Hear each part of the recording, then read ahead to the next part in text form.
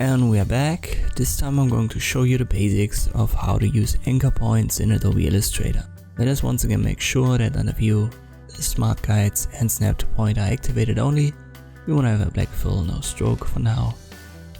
And we will start with the rectangle tool. Drag a random rectangle. That's fine. Then we'll use the direct selection tool. And with it we can select individual anchor points. Just click on one, drag it downwards. Now we want to adjust it further and drag it to the right side so that we have something like this. It's fine. I'll press V for the selection tool, select it all, right click, transform, reflect. And we want to reflect it vertically. If you click on preview you can see what you're doing, and then click on copy. You've got now two. We want to put this bottom left anchor point to the bottom right of the other one. We can do so by selecting it with the selection V, then hold Ctrl, and you can connect these anchor points. So what we have is this, and we will now use the shape builder to hold Alt and get rid of the center element. Now I press Ctrl R to drag in the rulers, and I put them right there. Let me zoom in. I didn't hit that perfectly. To move your guides, go to View, Guides, and unlock them. And now you can move them. I need another one for the right side.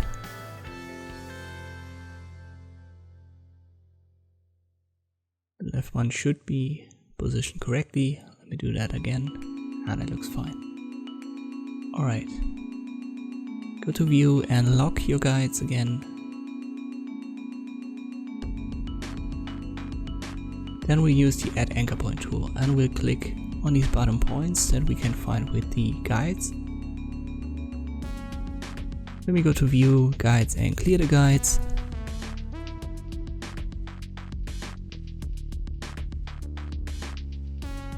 And I press Ctrl R to get rid of the rulers. Select it all, press A for the direct selection tool, and you can see there are our anchor points. And I select the ones in the middle and I simply delete them. Now we've created this negative shape that looks like a house. Now we want to create a door with the rectangle tool.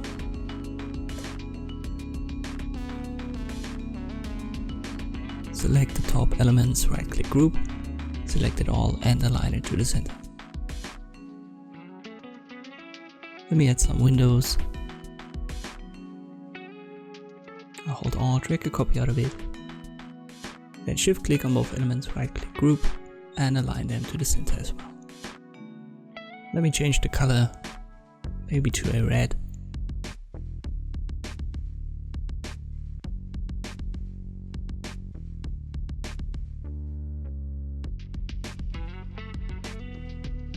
I'll stick with that red, it's fine.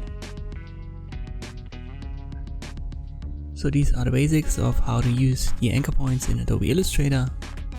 And if you design logos, houses and especially doors are always used in real estate, architecture, construction, something like that.